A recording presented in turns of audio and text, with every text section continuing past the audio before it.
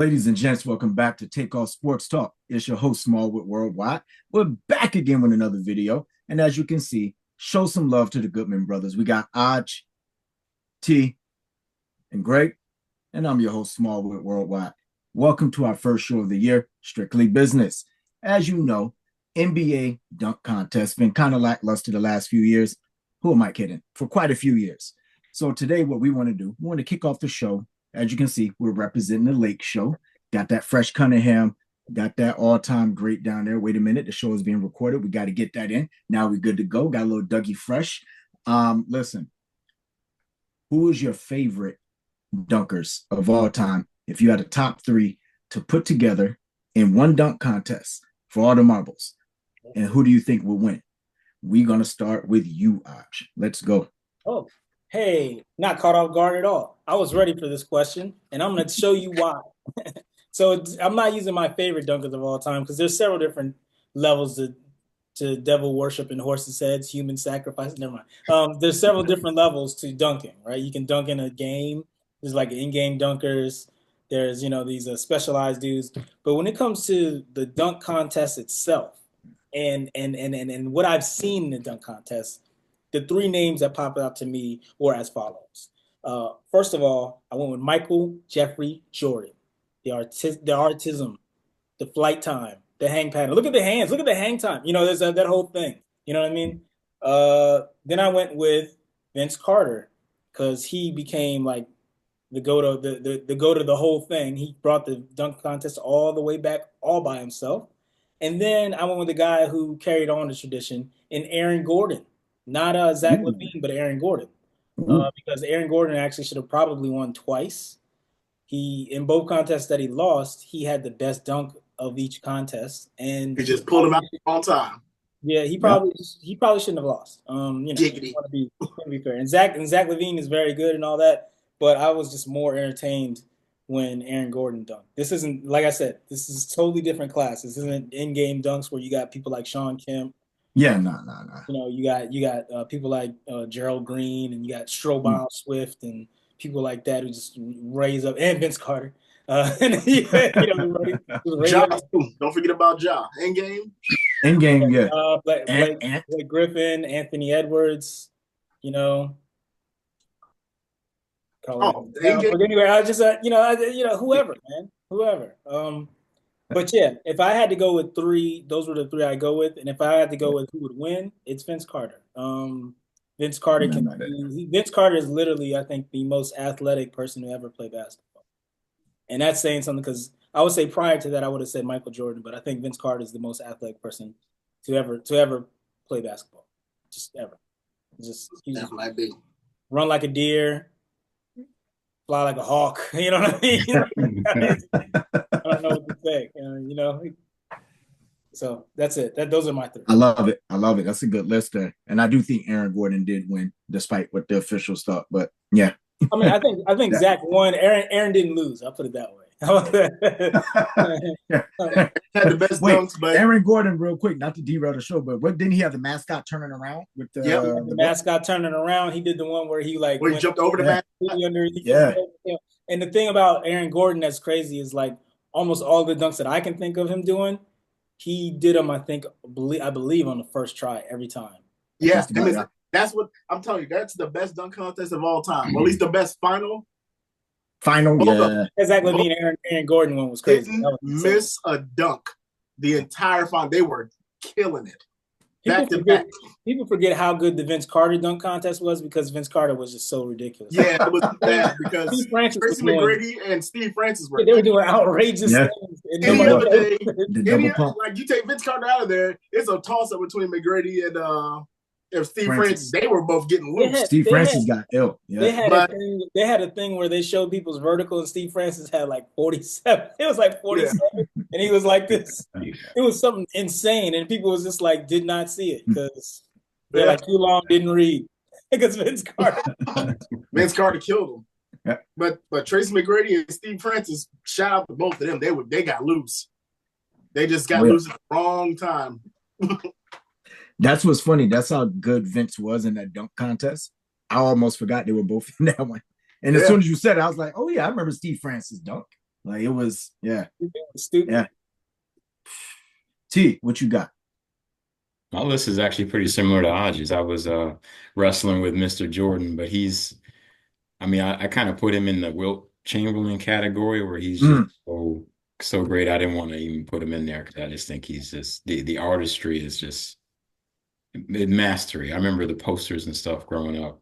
I mean, Yeah. everybody wanted to do it like he did. I mean, I don't know how he was able to just achieve such perfect and beautiful form in the air. So he was absolutely awesome. But the three people that I do have in there, I got Vince Carter, of course. I mean, in-game dunkers and dunk contests. The guy is just unbelievable. I mean, he stuck mm. his whole arm down in the rim. I had never seen. I remember when he first did that. I was like, did he just? Yep. Nobody cheered. Nobody cheered. They were like, what? Yeah. What happened? What was that? Yeah. Yeah, he was awesome. And then Antoine, you talked about how lackluster the dunk contests have been for the last several years now. Yeah. With the last one that was complete fire was Aaron Gordon, Zach LaVine. Yep. And I'd love to see that again. So I got those two guys Oh, on my list here. So Vince, Zach, and Aaron Gordon, because they weren't doing any like crazy stuff with cars or whatever. Yeah, they had the mascot. Nah. It was for lack of a better way of saying it, tastefully done. It wasn't Mhm. anything like crazy. It just showed extreme athleticism and creativity. I actually have Aaron Gordon was ripped off in my opinion. So I put him down as the winner this time. Indeed. Wow. Just The because. whole crowd. Just to because he I think he probably won it that first year. But he took the loss like a man. He came back, did it again, came back bigger and better, and didn't win again. So it's like I actually thought he won. I mean, Zach did a great job, but Oh yeah, he was that nasty. thing, yeah, that thing where he went under his leg, like over the mascot and under his legs, I was like, man, that's Zach LaVine did like a windmill from free throw line. it was, That's how absurd that. it was That was like the nasty. fifth best dunk of the whole contest. Yeah, That's absurd. it was nasty. Absurd. Zach was nasty too. I mean, I can't be mad that he won, but Mm. I was more, what do they call it? The surrendering cobra. I was more like this for the Aaron Gordon ones. It's like, what did he just do? I said, it's not that Aaron Gordon was like he had the best dunks. He just had them at the wrong time. Oh yeah. He just had them at the wrong time. Given 50s. That's probably right. Yeah, so I'll say he lost fair and square, but he still had the best dunks. Even the one where they gave him a 48, that's a 50. That was a 50 to me. He was just like, yeah, they only gave him 50 and then like, well, that's not as amazing as the other. Like I said, yeah, it's a 50 in any other dunk contest, but in that one, because of what they were doing, it is a 48. No, it's a 48. That's not how any of that works. I'm just telling you right now. Dwayne Wade did him in. Dwayne Wade did him filthy, because his boy was from Chicago, and he went there. Yeah. He found a way to get his That's right. He found a way to get his little pressed fingernails on the push the button. Old flash. Old flash. Yo, I'm gonna jump in and I'm gonna let G take us home on this topic. So, like everybody else, you know who I got in this, Vince Carter. I still remember where I was at when I saw the Vince Carter dunk contest. I was in the dorm. Shit was going crazy. I couldn't believe what I just watched. Everybody was going wild. Like Vince got to be in my top 3-4 dunk contests. MJ, 88 MJ. I mean, listen, that was the stuff that dreams were made of. Just watching him dunk, the ferocity, the double chain. He brought it all there. So those would be my top two in there. My third pick, as much as I would love to see Aaron Gordon, I got to go vintage, Dominique Wilkins. I love Dominique Wilkins in the dunk contest. And I think the three of them in the dunk contest, the audience would be in for a treat. Number one, I think I said this, or all of us said this, people don't miss. I love a dunk contest when on the first dunk, they nail the dunk. You don't take 20 dunks and like they're going back and forth up and down the court, and they got to switch it. All those fellas would nail it. Ultimately, who do I think will win? I'm not going to lie to you. As much as I love Mike, Vince will tear all their ass up. It's just what it is. Vince's creativity, his athleticism, just the way that he thought about like the art of the dunk, like the elbow through the mind blowing. He did like some kind of windmill where he was behind the backboard. He did some crazy shit where it was just like, I love saying it. It was a reverse 360 windmill. I don't even know what it was. That's what I'm saying. One step out of bounds, reverse right. 360. Yeah, he did it on a jump step. He did it on a jump step. Yeah, just one step. A reverse 360 windmill off a jump step. His stuff you gotta From behind the watch rim. on the replay. Like his stuff, you only catch it on the replay because Yeah. you're like, what did he I didn't know. The first time I saw that dunk in particular that I just described, I didn't know what I just watched. I was like, wait, was that a basic? Then when you see the replay, you're like, exactly see how high he jumped. He did it on one hop or whatever, and then just it was beautiful. You were just sitting there like, wow, this is a Mona Lisa, yo. This is insane. Vince Carter's taking it all. What he said? He's the greatest. He's the greatest. He's the greatest. He's the greatest athlete to ever pick up a basketball. I don't know what else. Yeah. And if you think about it, like people say, basketball players are the best athletes. Period. So yeah. I agree with that. Shout out to Vince Carter. He's got the second best nickname in basketball history. So, yeah. Half Bad, Half Amazing is a dope name. Oh, yeah. Lives up to it. But Magic Johnson, come on. That's the greatest one ever. That joint's so dope. There's nothing better than Magic, yo. Yeah. That joint fits in everywhere. To the point we thought that was his real name. Yeah. I didn't even know his name was Irv until I was grown. I was like, man, his parents had some foresight. Magic? They named him Magic? We're going to call this baby here Magic. Yo, what you got for us, G? All right, I'm going to do mine a little bit different because my list is literally the exact same as Hodges. So with those guys all being the creme de la creme, Vince, of course, being at the top of the ladder, I have three other guys who I would like to see in the competition with them, but I already know that they will lose. One, Dominique. Of course. Yeah. Dominique Wilkins has got to be in that competition. He's a monster. Two, surprisingly, Dwight Howard.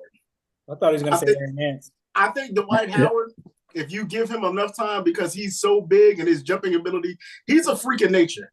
Yeah. Dwight Howard, if you give him time, because that Superman dunk that he did was outrageous. That was one of the most outrageous things I've ever seen. It was creative and everything, yeah.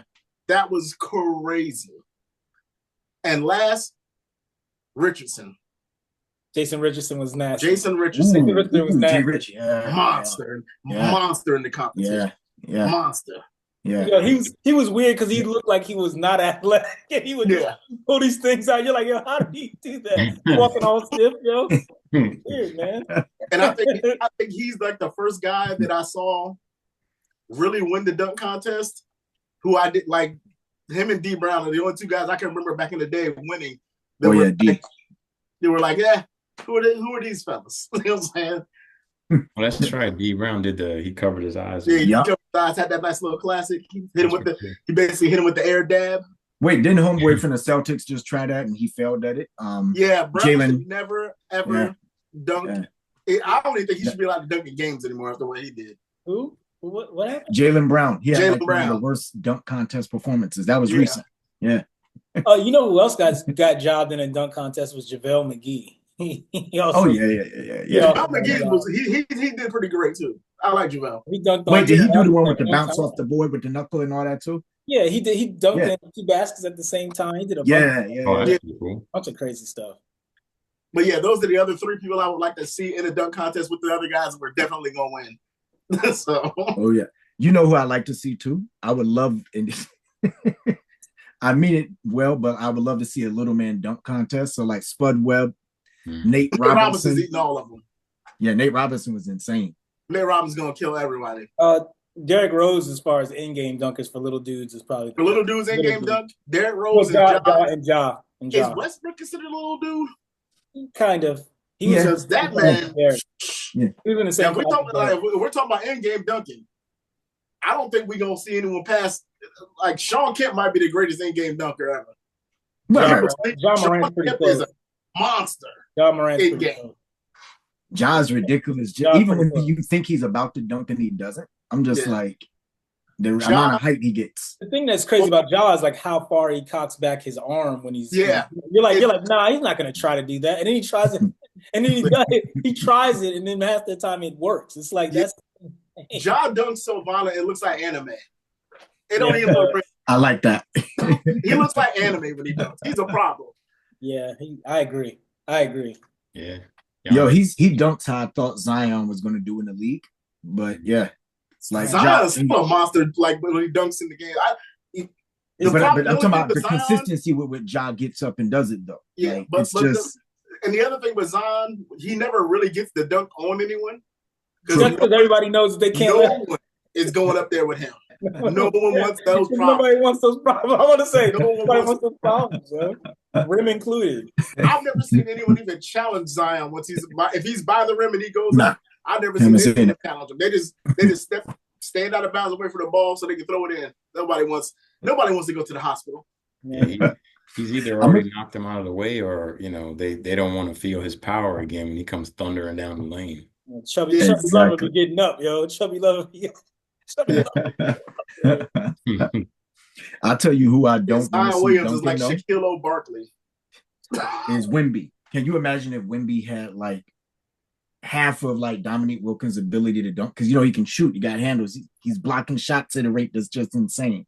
I just think it'd be freakish to see him in like the dunk contest. Like it wouldn't even be fun watching him because he's too tall. Yeah.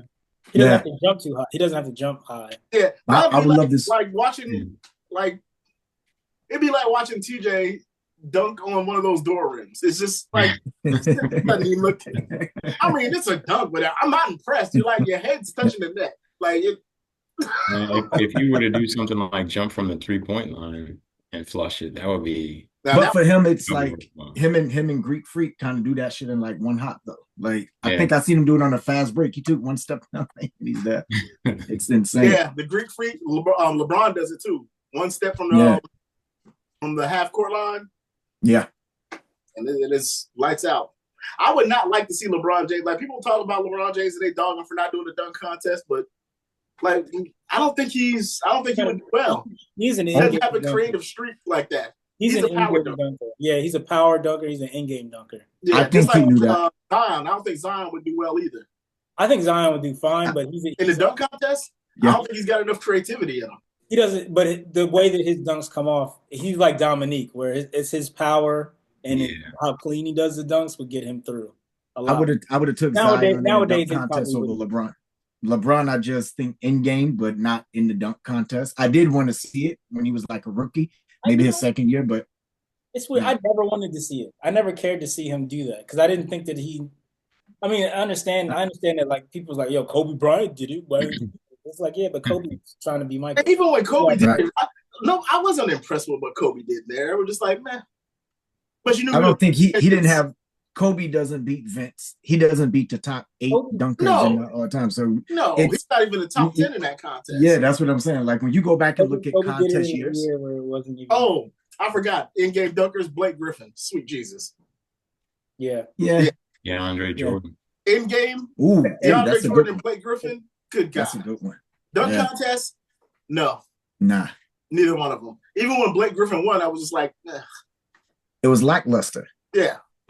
Yeah, and he barely jumped over the car. That's how it would be with LeBron and Zion. It would be lackluster. They're just not.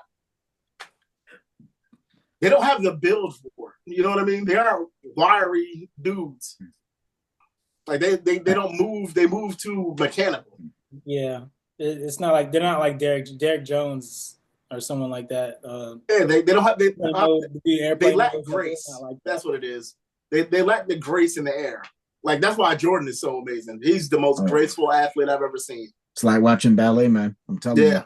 He's just going and floating and floating and floating, and it's like, that's B-ball Barishnikov.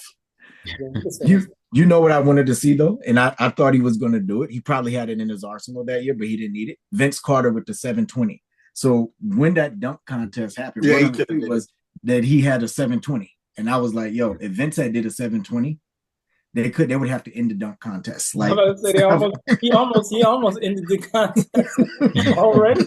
He almost ruined that contest for like 10 years. Because I said, if there's anybody who can do that, he probably could clean it with 2 hands too. It would have been Vince. People didn't even want him to do the contest. Like no one was like, "Oh, Vince, you're gonna go back there." I was like, "What for?" Like we're not No one asked for that. No one asked for that. Now, this is how I think the NBA needs to approach the dunk contest from here on out. You've seen all those guys online to be doing those crazy dunks and everything else? Yeah. That's what needs to do the dunk contest. Just cut the NBA dudes out of it completely. They all stink. They're not cutting the mustard. Let them do the 3-point contest, because that's all the NBA is now, just a bunch of 3-pointers. But they're gonna do it. They got to get some guys that can do it. Like, I don't want to see Mac McClung doing the dunk contest anymore, because he can dunk, but they need to get those street balling guys that do these dunk contests all year round and put them in there and give them a $5 million prize or $1 million prize or whatever, because that actually means something to them. Oh yeah. Yeah, the NBA dudes, whoever's out, they piss on $5 million, most of them. I wouldn't say that. That's a crazy weekend in combo. I think them dudes, they'll take every scrap, everything they get. What I'm saying is they don't need it like the guys outside of the NBA need it. That's what I'm saying. It's changing money for them as opposed to the other guys, but yeah, it's like Sydney and Woody from No, White Man Can't Jump. White Man Can't Jump. But yo, shout out to Vince, shout out to MJ, shout out to Neek, shout out to everybody we named that elevated the dunk contest. Makes for great memory moments, but we're going to move on here a bit. So we're going to dive into Scottie Pippen. Let's switch that up. Scottie Pippen's had a lot to say lately about Michael Jordan, LeBron James, and the question I want to pose to the fellas is this. Is Scottie Pippen, we already know he's a top 75 player. We give him his props. I think the NBA does that as well.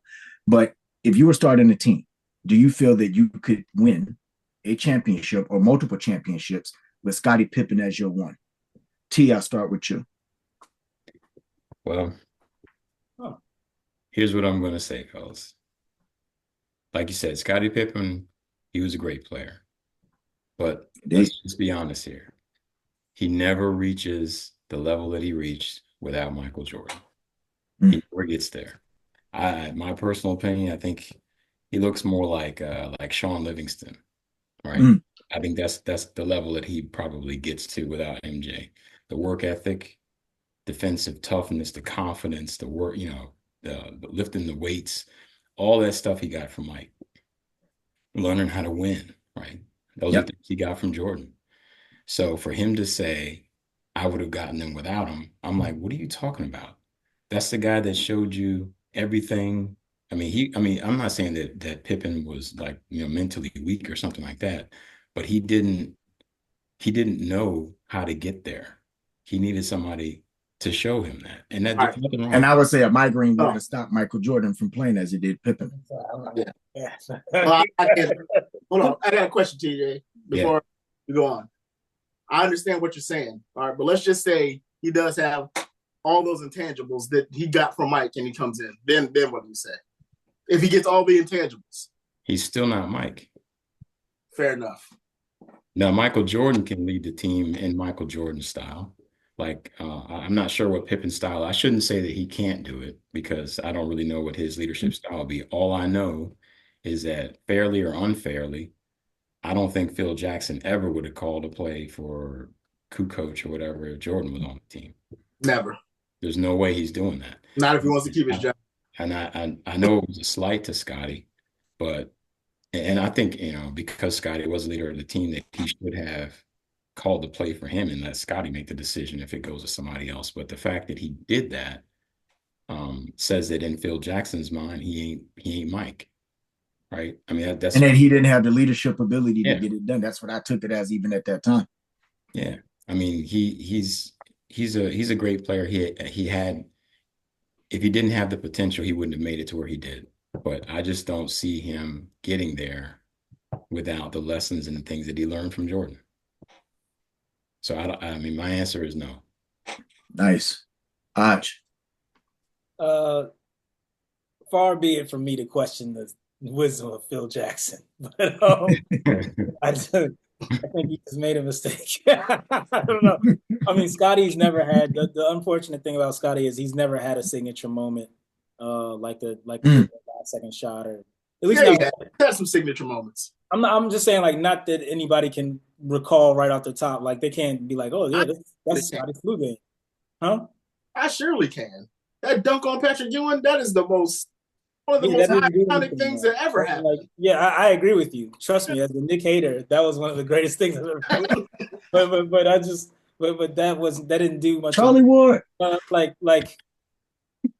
I'll say this: if you have the Scottie Pippen that was peak Scottie Pippen, and then they dropped him off and gave him a team, if his team was constructed the right way, I think he could get a ring, especially in this era, because this era is basically the Scottie Pippen era. It's basically the era where everybody's a defensive wizard. They can shoot. They can do a whoa. They're what? The scores are like 185 to 192. Because they have a lot more possessions. I'm talking about the way that he's built. Like he's built. He's 6'9". He gets 6? Huh? You think he gets 6? No. I said he gets 1. That's what he said. He said he gets 6. He said he gets. Yeah, Pippen said he gets Scottie 6. Scotty's got his own scotch or whatever. I'm like, it's obvious when he talks. I mean, that's. I'm not saying he gets 6, but I think he could possibly get 1. He's of the mold of, If he was to get a team, he's of the mold of if someone like Penny Hardaway stayed healthy or Grant Hill stayed healthy. And it's asking the same question. Do you think they could have got one? I think Grant may have gotten one. Penny probably wouldn't have gotten one, but may have gotten one. He's more of that ilk if he's the Scottie Pippen that we drop off in peak Scottie form. I mean, he had a lot to do with the Blazers being a lot better. I mean, that team was stacked, but he was. Yeah, they were really stacked. Did they win a ring? No. They got cheated by the Knicks. I mean, they got Knicks basically got home cooking. LA, God knows how many people got paid off for that. I mean, let's just be honest with ourselves. Ask Sacramento if you don't believe me. I mean, but I think he could win 1 ring. He couldn't win 6 because he's not. No, hardly anyone could lead teams to 6 titles. You have to be a different type of guy. That's right. You have to be a Jordan, and there's one of them. Yeah. You have to be like kind of obsessive and a maniac. And from what I remember of Scottie Pippen is that the teammates who did have complaints and needed the pat on the back after Jordan, chewed him up and ate him out because he's a savage of the highest order. They talked to Scottie, and Scottie would be the one who could reinforce it and get the yin and the yang back on it. So I think his leadership style, I think he would be just fine as a team leader. But I mean, he's not Michael Jordan. I mean, it's like Michael Jordan's like Thanos, man. He's like there is no limits to him. Like there is no limit. So I love your perspective on that, but I'm gonna side more with T on this, right? And I'm gonna let G take us on. I love Scottie, right? And I think that he doesn't. No, my bad. I thought you were told. You said you were going to the G. My fault. Go ahead. Oh no! Oh, you go ahead. Go ahead. No. You already started. Now we're doing productions, aren't we? We'll be back in 5. No, this is why you guys watch. But no, the wonderful thing about Scottie is that he was a defensive wizard, and I think that his athleticism and his hunger to want to complement Michael in the best possible ways, take away the team's best defensive player and all those sorts of things works when you have a Michael Jordan. When you talk about Scottie being your number 1 option, that's a different thing when you literally are the person who carries the entire team. And I think in the 90s, he would have been fine. I don't think he was as good as like Grant Hill on offense, where I felt like he could have lifted the team to a chip back then. He had his chance because it was the same team. Michael was home. And they did reach the Eastern Conference Finals, but that's not good enough. We're talking about hanging banners. And so he didn't do that. In today's game, do I think he could do it? I think he'd stand a better chance, but do I think he'd get 6? No. I just don't. I don't see. But see, if you ask me, do I think Michael would get 6? I'd say no. He'd probably get 8, 9, or 10. I don't think anybody would stop him today. You think today's game? Today? Yeah, today's game. Yeah.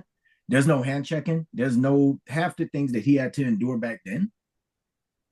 Depends on what the team. If there's no hand checking and he's playing in this era, there's no Tex winners, and he doesn't win. He doesn't win 6 rings. And it depends on what the rest of his team looks like. With all these, you mentioned that people will load up a team to beat someone like Michael. Now, I mean, wait, did we do that in the 80s? No. No, he couldn't. Yeah, teams were loaded. Teams were loaded. No, they were loaded. Teams. But they didn't load up a team. Teams were just already loaded. LeBron James, they literally showed up with teams loaded. Assembled the Avengers to beat LeBron James and could barely do it. Did that. They definitely. And when Jordan was playing, the Avengers were already there. The Avengers were already formed, and he showed up. There's a difference. You know what I'm saying? But I always say this: look at and this is still, and keeping in mind when I talk about Scottie, you have to talk about it through the lens of Jordan, because I feel like you can talk about Jordan without Pippen, but you can't talk about Pippen without Jordan. That's a good point. So, like, when you look at Scottie's career, would he be successful? Was he successful? Absolutely. Incredible player. Worthy of buying your jersey, the shoes, and everything. Actually had some of the coldest shoes in the game at one point. But I just think he goes too far with he's not LeBron, he's not Jordan. And that's great. That's fine. But I don't see Scottie leading a team, if I'm an owner, to being like, yo, we got to go get Scottie with the number 1 pick. Like, if it's like a free agency draft, like, no. Never. On UG. Never. Here's another question. Him as a number 1 pick, he's not beating anyone. And the proof of this, here's the other question. Does he have to go up against Jordan? Or does Jordan still exist while he's doing this? That's tougher for Jordan. That's tougher for Jordan than you think. It is and it ain't. That ain't as easy as you think right there. Because I feel like Jordan could find someone else and kind of mold them into a Scottie-ish player. Are you saying if Scottie's guarding Jordan?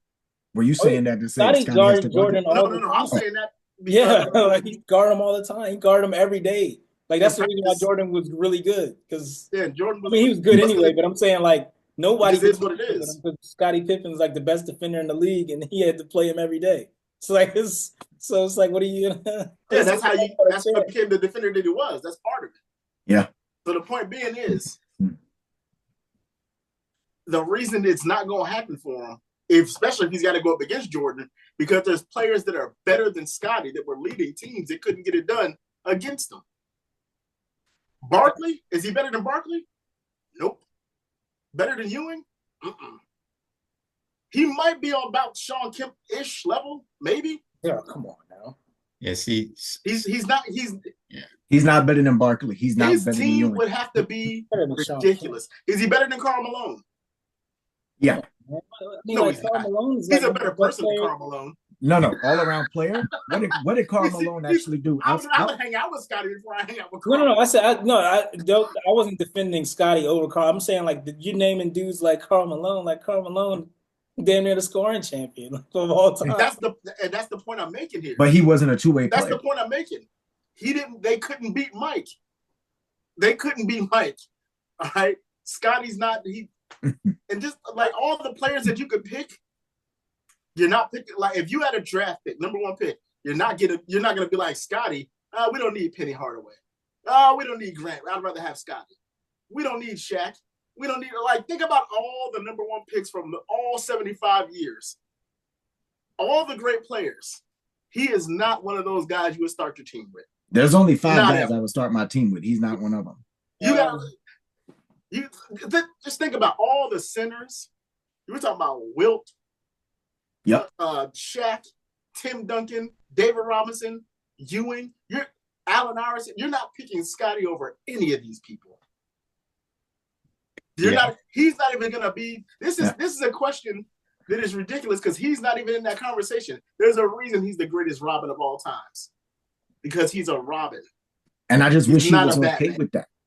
There's so many players that are so, like, there's too many players you would pick before you pick them. There's so many. Think about the list of players. I mean, if he is there, he's way at the bottom. There was a lot of players you would pick before him, but when you throw in the defensive aspect of it. How many teams are there in the NBA? 32. So you're telling me that there's 32 players of all the history of the game. He's not worse. Like, you can't find he's better than the top 32. He's not a top 32 all time. I mean, what are you capping him at? Whoa. What are you Hold capping on. him at Now, you He's exactly? say not a top 32 all time. top 32 all time? Nope. I don't know. I don't know if I couldn't not He's put not him there. top 32 all time. Yeah. What are you capping him at? Like that's what I'm saying. Once Like you get past Will, you got Jordan, you got him Magic, at like 60 or something. He might be top 50. might He's be. not top 30. He's definitely top 50. He's definitely not top 32. I can name 32 players you would pick before him. You take James Worthy over Scottie Pippen? James Worthy's not in the top 32. I didn't say he was in. I said, would you take James Worthy over Scottie Pippen? No. I love big play James, but no. No, I wouldn't. But that doesn't matter because James Worthy's not a top 32 player. I didn't say he was. In the game. I'm talking about starting your team off with a pick. He's not one of those guys. No, he's one of the other guys for me, though. There's literally only 5 guys. So if you take LeBron, you take Jordan, you take Wilt, okay? Did you start your Kareem? Huh? I said Kareem. Yes, Kareem. Kareem is absolutely one of those guys. Kareem is one of them. Yeah. You would take Scottie Pippen over Allen Iverson? It depends on what I needed for my team. You're starting your team with this person. The number one pick. It depends on what the rest of my team looks like. If I want somebody who's going to score 40 points, then I pick Allen Iverson. No, I want somebody who's going to score 20 points. You don't know 10 rebounds and beat the hell out of people. That I'm picking Scottie Pippen. Did you pick Scottie Pippen? You guys, do you not hear what I'm saying? You don't know what the rest of your team's going to look like. This is your first pick. You're building around this guy. You're going to pick Allen Iverson before you pick Scottie. I want to hear what TJ has. You're going to pick Shaq before him, David Robinson, Tim Duncan. Well, Tim Duncan is different. A litany of people. I knew that at Wake There's Forest. 32 Duncan people is you would definitely pick before Scottie. Easily. What'd you have to say, T? I was going to say, you guys remember the boxer, I think his name's James Kirkland. Yeah, I remember. Really good fighter. I know the name. Really good. Now, he was just about undefeated when he was being trained by Ann Wolfe. She's also a professional boxer. But when he wasn't being trained by her, he looked like a completely different fighter. Same guy. Yeah. He just didn't have Ann Wolfe in his corner. That's kind of how I see Scottie, right? Like, without Jordan, he's not going to be the same player. I don't even think he develops into the same player. I'm not even close. I mean, that's why I said I think he's more like Sean Livingston, who was a really good player. Yeah, no one should. He was a good player. To put him at Sean Livingston's stature is so outrageous. Why? He was a decent defensive player. He was pretty good. We're talking about Sean Livingston who went to Golden State, who screwed his knee up. Yeah. No, he's way better than Sean Livingston. He's way better than Sean Livingston because he had Michael Jordan teaching him and pushing him. If he didn't have that, I wonder all those muscles and all that stuff. None of that happens. See, but the point I'm making is, even with all that with Jordan, he's still not a top pick for 132, like not one of the 32 teams. I don't know if you're right or not, but I do know that every conversation that he's having about winning championships and doing all these things, he is saying that he would have been the same player with or without Jordan, which is not true. It is not true. It is. I can't disagree with him more. I can't even hold you on that. He drinks a lot. Yep. that is the answer to all the things coming out of his mouth, because I'm like, no. Scottie's a wild. along with burp bubbles. Here's the other thing about Scottie. I'll say this: what he's saying, he should feel that way, though. It ain't true, but he should definitely feel that way. He's a champion. He can talk his trash. I'm good. Even if he wasn't a champion, he should always be like, I'm better than you. That's how you get to the NBA. Yeah. You always got to feel like you're the best. So I'm not mad at Scottie for saying it with your chest is one thing, but you can't do revisionist history. He was not winning. I'm not saying it wasn't unrealistic as hell. He went to Houston and tried it.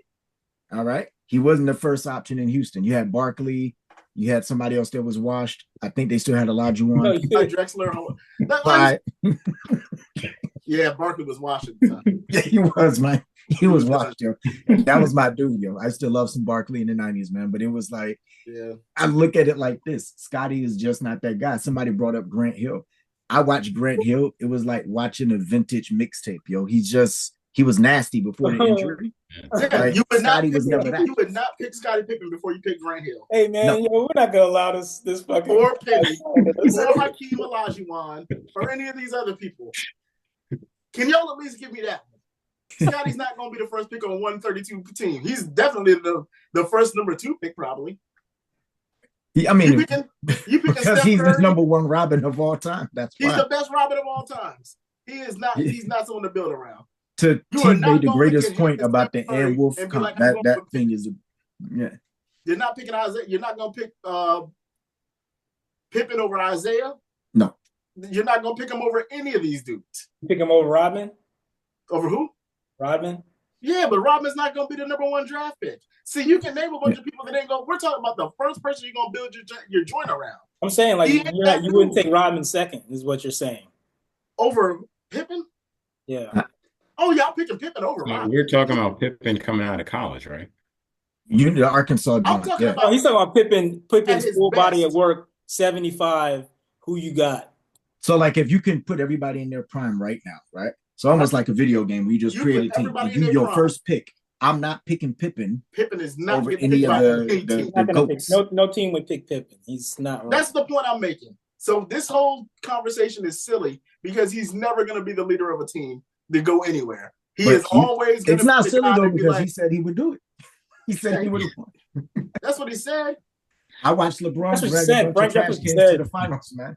Pippen was like, yo, my team is 6-0 in the finals, not because of you alone. Yeah, that is true. But Pippen is always going to be scrappy. He ain't Scooby. Nah, I like that. I mean, he's Barney. He ain't Fred. You can't say that no more about Luigi and Mario. Mario. That's a Kobe Shaq kind of thing. And see, that's the other thing right there. Got it. Even with Kobe Bryant, Kobe Bryant is the only person that I've seen. No, there's 2 people actually that I've seen go from Robin to Batman, and that's Kobe and Brunson. Oh, Brunson's nasty. Pull it off. Yeah. Yeah, but I think Jalen Brunson had that in him. He just wouldn't. No, James Harden did too. James Harden pulled that off. I was about to say there's other people. Yeah, well, actually, yeah, you're right about Harden. I ain't gonna hold you there. I just hold the playoffs. Actually, to be honest, there was only one that really, really pulled it off, and that's Kobe because he won a championship. Everybody else is just a great guy on the team. Kobe actually got 2 of them. I'm not gonna get into these Kobe conversations. Listen, Scottie's bringing some of the best trash talk I heard in a minute.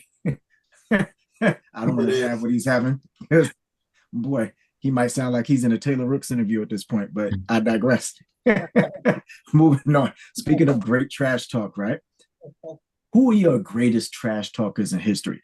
Now, normally we do a top 3, but today we're going to do a top 2.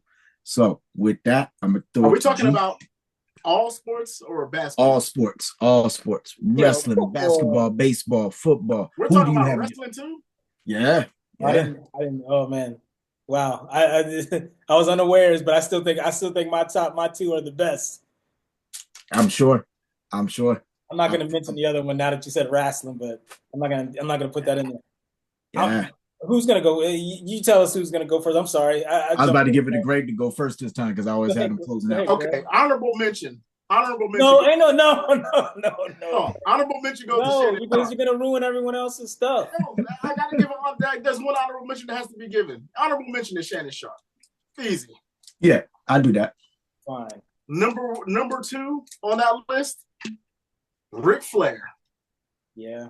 No one talks that ish in a pair of tighty whities while wrestling with other men better than Ric Flair.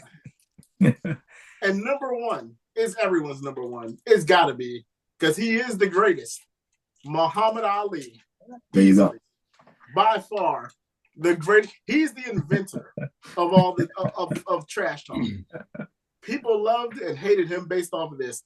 He's the reason why everyone else started talking trash because he used to move them tickets. You either want to see him beat somebody up and keep talking, or you want someone to beat him up and shut his mouth.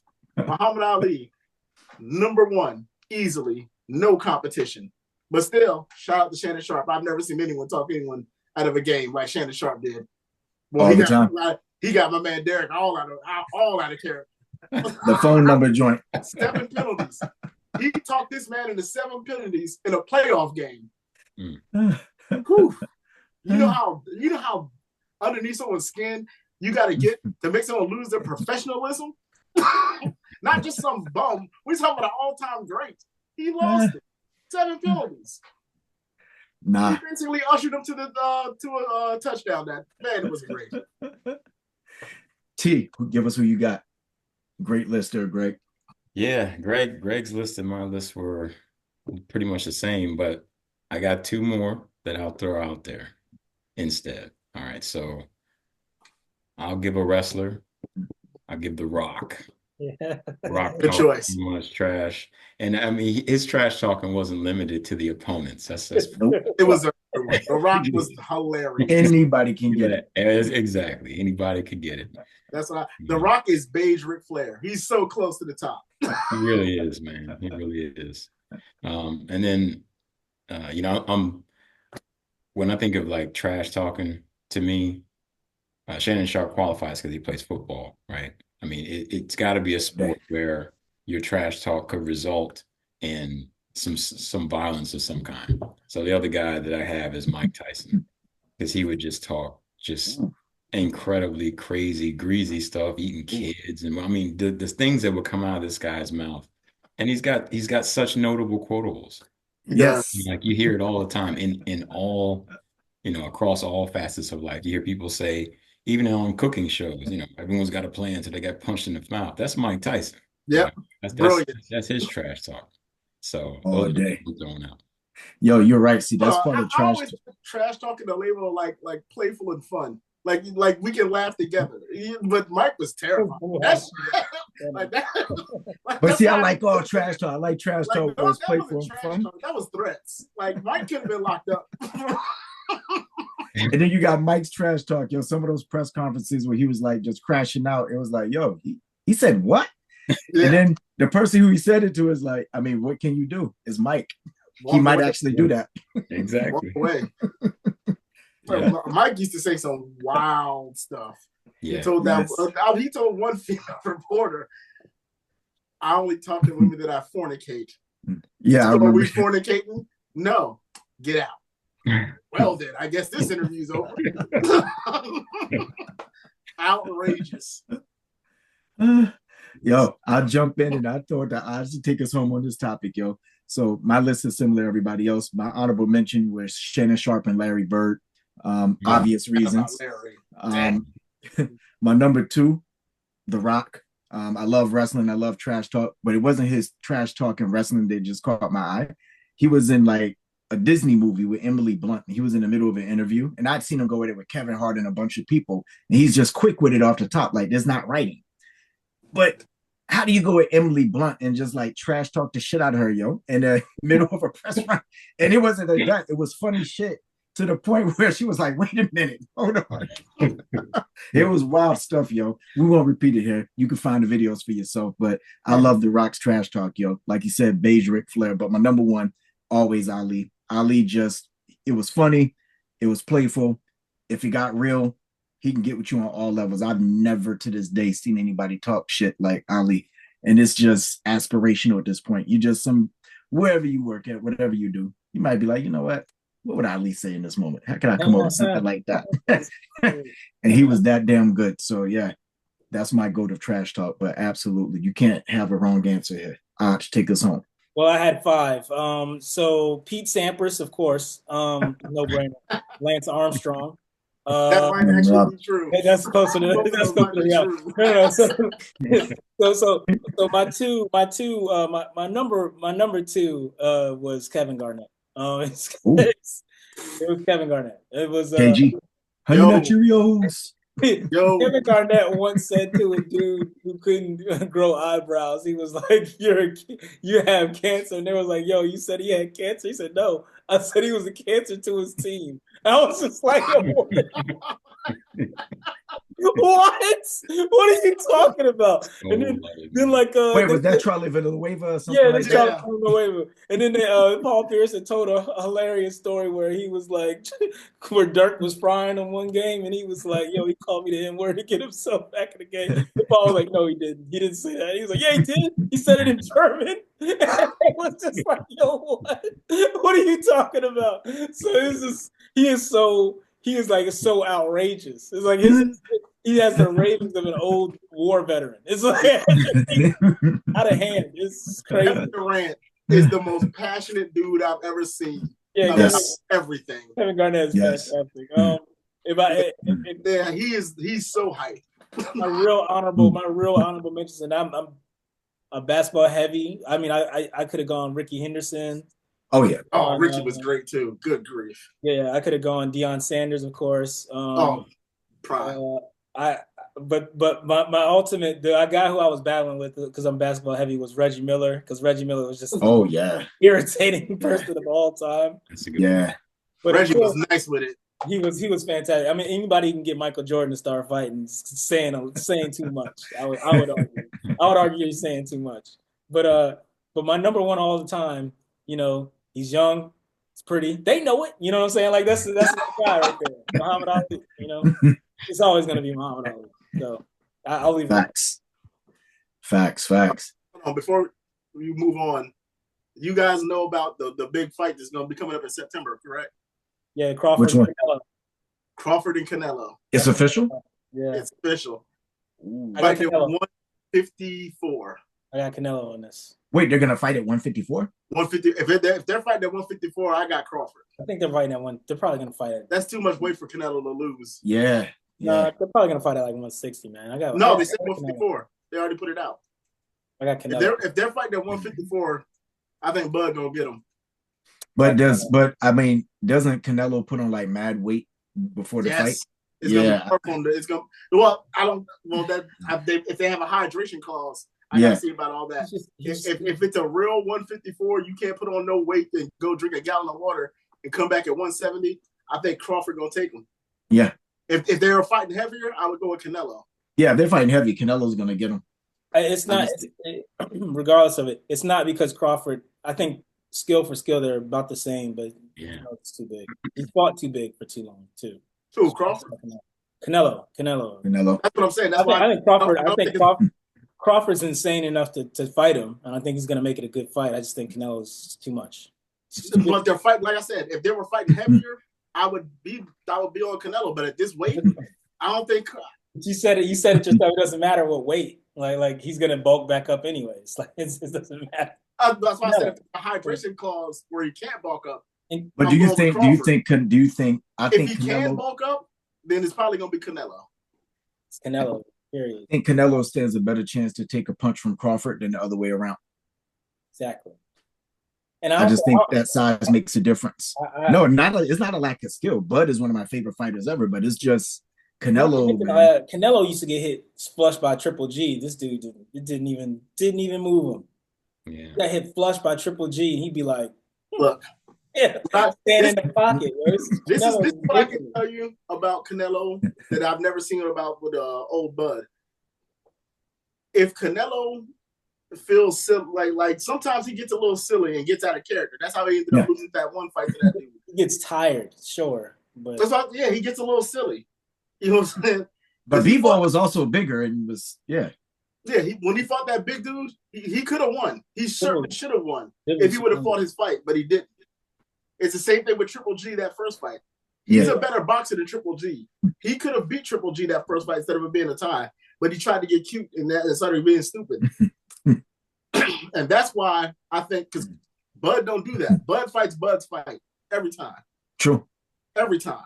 Now, if Canelo's a little bit lighter, and he feels like, he wants to try and impose his will and everything because he's feeling, all the lost weight. And he doesn't think he has the same power and everything. And he just tries to go in there and test his power and man up, that he's going to end up getting beat up. Yeah. There's way more reasons that I can see Canelo losing than Bud losing. There's way more factors. It's a skill, and he has a better chin, and he's bigger. I don't know what else to say. Yeah, that chin factor is tough. I didn't say he's going to knock him out. I said he was going to win. I'm just saying that the type of fight that you would ask Bud to fight to win that fight, he's never fought. And that's not how he fights. And I don't think he's going to change that up for nobody because Bud Crawford's crazy. That's what I'm saying. But Crawford has never lost a fight in his life. Like, exactly. So you're saying the same thing. I think we're saying the same thing, but you just have we're not saying result. The same thing. I'm saying that Bud Crawford is crazy. I'm saying Crawford's going to fight his fight. And that he's going to fight his fight regardless. I don't know if that's going to be but Canelo may not. That's all I'm saying. All I'm saying is that Bud Crawford doesn't care about the aspect of losing. Yeah. What I'm saying. Which means that you don't understand what I'm saying to you. Even if he's losing, he's not going to switch up because right. I got you. Bud Crawford, like he's not going to do that. He doesn't care about that. He'll go out before he goes does some other stupid stuff. He'll go out before that. And Canelo will usher him there. that's what I'm saying. But what I'm saying is Canelo will change up based on the fight. And he may end up getting beat up because he's going to change up. If Canelo fights his fight, I think general skill, he's probably better than Crawford. But I think he's going to dick around and try and do some extra stuff because he's going to do that from time to time. But Bud don't. Bud does what Bud does. And if he tries it, that's what I'm saying. I think Crawford going to try. Not Crawford. Canelo going to try and get you. And he's going to lose on points. The only way I go against Canelo in this fight is if he walked in with a MAGA hat. Other than that, Crawford's gonna lose this fight, man. And I'm a huge Bud Crawford fan. Yep. Actually, we got to be careful. Where is this fight gonna be held? Because ICE. Somewhere. He never tried to be an American. Yeah, they better fight. They would have this fight in Little Tijuana because I don't want no trouble. Trump is crazy. He does outrageous things. How long you gonna be? So the way we're gonna end the show today, we're not gonna end with that. We're gonna talk through the Super Bowl, the big game. It's on the horizon here. We got a rematch from a few years back. We got Philly versus football Jordan and the Chiefs. And this is a real simple one. Who do you got for the game? I'm gonna kick this one off. I love the Chiefs. I love seeing history made, but I'm not rooting for the three-peat. The way Saquon is running, he should have ran to the history books and got Eric Dickerson's record, but I'm not going to hold that against Sirianni unless they lose. I'm picking Philly, and I'm picking Philly by 2 scores at least. I just think that it's their time. I think with this running game, I'm picking against football Jordan this time. And I think Jalen Hurts has something to prove.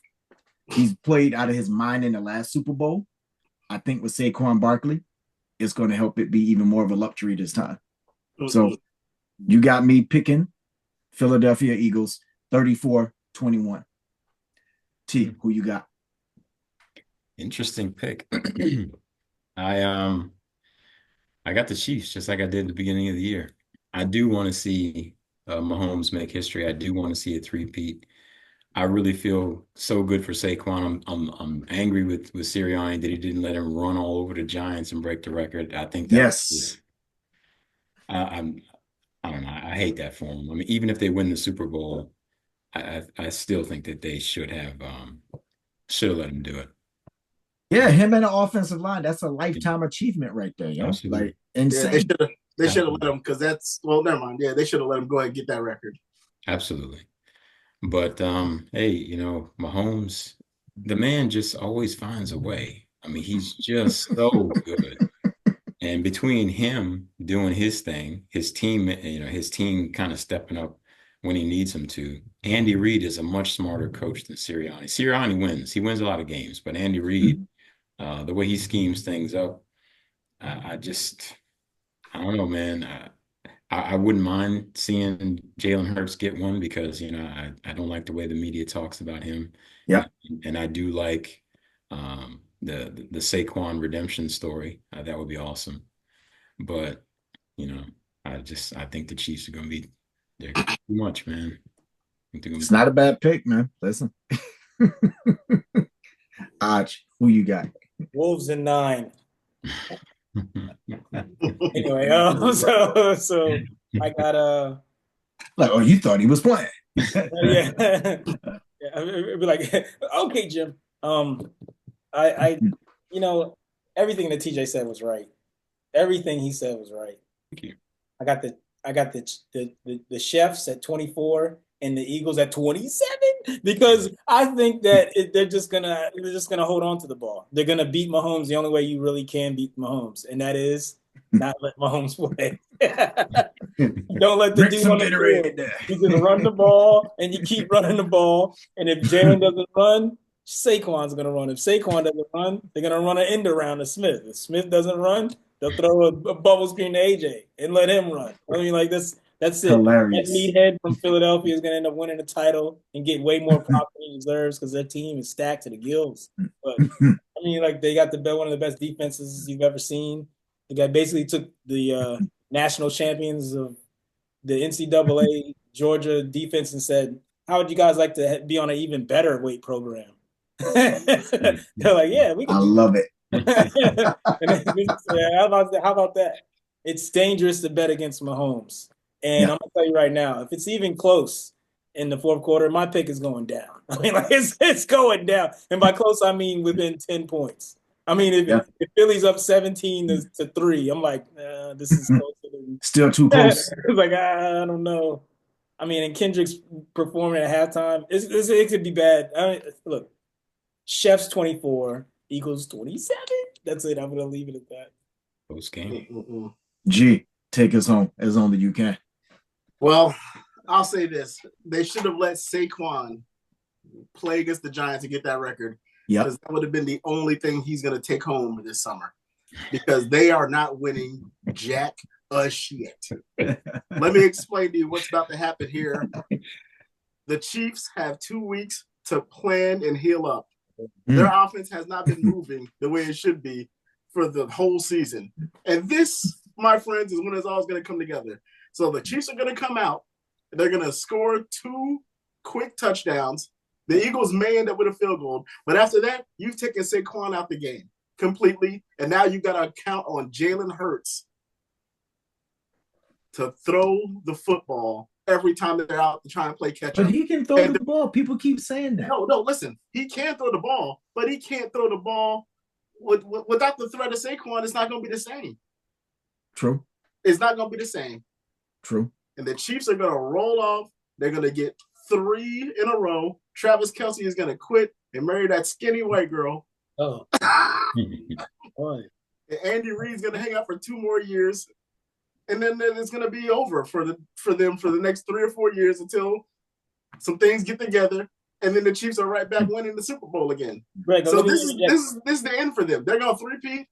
They're going to fall off for 3 or 4 years. And then they're going to come back and win a couple more. Let me interject. Tom Brady. Let me interject real quick because it's really important that people understand this.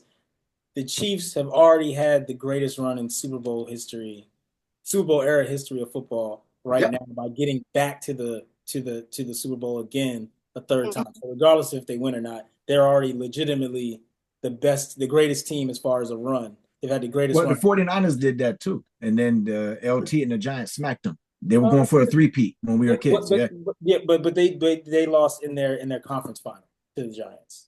Yeah, they didn't lose in the Super Bowl. They didn't lose. Oh, damn, that's right. That's right.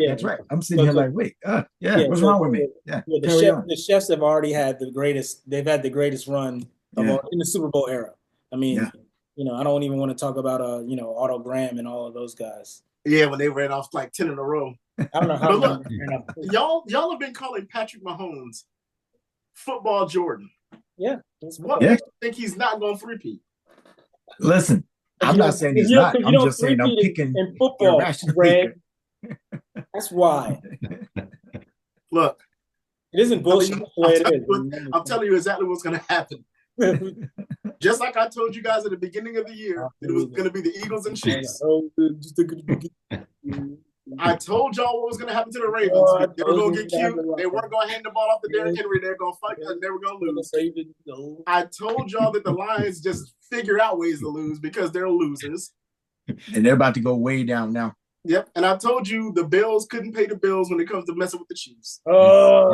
And now I'm telling you. Wait a second. Can we talk about that 3rd down call from McDermott? No, we don't want to talk about that. I'm telling you right now. The Chiefs are gonna heal up. Andy Reid is gonna get in the lab. The Chiefs are gonna go in their first 2 possessions, score a touchdown, and then the Eagles' whole game plan gets tossed in the trash. Good luck, gentlemen. I'm telling you what's gonna happen. What's your final Greg. score again? My final score? Yeah. I don't have an exact final score, but I'm gonna go with 30. Let's say 35 to 24. I'm not mad at that. But when Travis Kelce goes to run that shit route, like he got to go to the bathroom across the middle and he's walking through mud and peanut butter, and Jalen Carter just takes one hand and kind of shoves him off that route, and Mahomes realizes he can't go to his first option, and he looks to his left and big play Slay has his other dude held down. He's going to look to go to Xavier Worthy. By that time, the other Georgia boy is going to just come across there with a big old paws. Pow. Knock the ball out of his hand because Mahomes like to carry the ball a little lower at times when he's getting ready to wind up and throw downfield. You're going to see that happen a few times. And you forget what happened in 2020. You forget what happened in 2020. You do realize that Andy Reid has got one of the greatest offensive minds in the history of this game, right? Absolutely. Love Andy.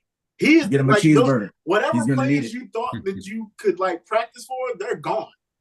Like it's a whole new thing, and they got 2 weeks to do it and 2 weeks to heal up. Listen, you know what? You know what? I declare bankruptcy. I want to switch my pick. No, I'm not going to switch it. But I have anybody. So here's my thought: anybody that picks the Chiefs, you're not wrong. You're not wrong. How can you bet against football Jordan? He literally, if you look statistically, what he did against Buffalo. And this is why I've always hated when people go against stats. I think we talked about that on the show long ago, is you got to do what you got to do to win the game. And that's what he does. He could be like 9 of 12 for 57 yards, but he'll have 3 touchdowns, and it'll be 3 of the clutchest scores that you need just to close things out. He'll know how to kill the clock. And I remember watching the game, and I was telling somebody, I said, yo, look at his eyes in the replay. He's not even on the field with everybody else. He was looking at the clock. He knew how much time and how many plays he needed to finish Buffalo off. And they went and did that like it was nothing. And you look at all the other players and look at their reactions. He's moving in slow motion all the time. And you know what he did on that next play? He hadn't been clocking it. I'm famous for talking on the phone during these games, so I'm not just screaming at the TV. He kept faking the read option and handed it off. And one of those plays, I saw him look at either Xavier Worthy or Juju Schuster. And he was like, I could have taken that. Nobody was accounting for him. And that next play, he pulled a Michael Vick, and he just shot down the field for a massive yardage. And, oh, by the way, defensive back also ain't taking Mahomes out easily because he's not a small dude. So it's just like you got to pick your poison with him, man. His IQ level is so high. Like, in the field of play, I mean, do I really think Philly can win? Yes, they can. Anything can happen, but the chances of a three-peat happening is high. I'm not going to hold you. It's God, Mahomes. Death by Mahomes. Bad by God, man. He's the dude. Bankruptcy. Oh. So, Greg, what's your final score again? You say 35-21 or 24 or something? Yeah. Like I said, this will be the time because the offense hasn't been running well all year. Yeah.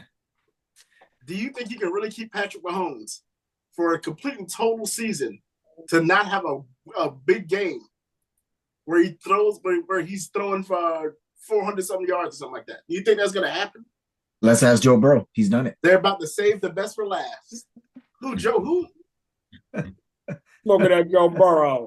Joe Burrow? Listen. Joe Burrow. He didn't get a chance to smoke that Burrow pack this year. Look at that Joe Burrow. They started off too horrible, man. Yeah, he did. Yeah, they're like first 5 or 6 games. The only person in the AFC that can talk any kind of thing to Patrick Mahomes is old Joe Burrow. Yeah, I'm about to say there's nobody else. Everybody else needs to shut their face. And can we finally just go ahead and stop putting Josh Allen as number 1 quarterback? Who does that outside Dan Orlovsky? He's not number 1. I would not pick him over Lamar Jackson. I'd still put Burrows over him. He might be 4. Yeah. I mean, wait, in the entire league? He might be 4. Josh Allen's good. I mean, he throws a lot of YOLO balls, but Josh Allen is good. And ever since they let him start playing, he is good. But he's not the best. Like, I don't know why. No, he's not the best. No, he's not the best. He's reckless. He's fun to watch. I'll give him that. But you know what? You know what it is, Greg? Keep on messing around, Bo Nick's gonna catch him. Now this is not racist, President. But what it is that white people are seeing a white quarterback play like a black dude that they can get on their back on. So all they do is like give him props the way that we used to give like people like Michael Vick props because he plays like that. He's exciting to watch. Yeah. They're like, yo, he's amazing. He's this, he's that. It's obvious his team is letting him down, right? And it's like, if you put a black quarterback who does the same exact thing as Josh Allen did, aka Cam, we've seen it. They're saying something totally different. Yeah, he's Cam Newton. If you take Josh Allen and put him on the 2015 Panthers, he's not taking Ted Ginn Jr. to the Super Bowl. If you put Cam Newton, who can sling that rock with all those wide receivers Buffalo has and that running game with Cook. What I'm saying is that my lack of fanhood for Josh Allen is not because of Josh Allen. It's you got the Peyton Manning effect. These analysts are sitting there blowing them to the point where you don't like them because you're like, yo, these guys are obviously. It's like what I used to say about Andrew Luck. How many interceptions did his offensive line throw today? Yeah, like you know what I'm saying? Like, yo, this guy's never accountable. Like, really? He's so good. His offensive line's been throwing. How many picks did the center throw today? Like you know what I'm saying? Like that's what they're doing with Josh Allen, and that's what's making people like you react the way that you are. People were those analysts were crying. They had tear bubbles in their eyes after the game. Like all the dudes, we all know all the different dudes. Yeah. The next day, the same day, they let Josh Allen down, and that third down call. And I'm like, listen, they changed the rules for him, man. Like, he lost the game. If he wanted that bad, he should have went and got it. That's the way I look at it. Like, you're not going to beat Patrick Mahomes just like doing the bare minimum. You got to have a Michael Vick level game to go do it. Yeah. In that game. I'm sorry, I didn't mean to do it. There's no shame in losing to Patrick Mahomes. That's all I'm saying. Who's gonna eventually become the greatest quarterback of all time? I think he's already in the. He's what is this, year 7? He's there, man. He's in the conversation. He's never known anything less than the AFC title game. Yeah, and he's doing it way different than Tom Brady did it. Oh yeah, Tom Brady had those wins, but it was like a very defense-oriented team. Yeah, he was just managing the team and going along. Yeah, Tom Brady didn't become Tom Brady to the second half of all his wins. Patrick Mahomes is directly responsible for all of this. Can you imagine if he had an offensive line against Tampa when they played Brady? Brady doesn't have the 7th ring. Nope, Brady doesn't have a 7th ring, and Mahomes has already got 3 in a row. Like, it's insane. But yeah, that silence, you know what that is? That's talent. So listen, tune into the big game. We'll be watching. Sure, we'll talk about it and revisit it again on an upcoming show. But for now, we'll see you sooner than you think. Thank you for joining us. T, Greg, Och, and on Smallwood Worldwide. We'll see you again soon. Takeoff Sports Talk. Peace. Oh.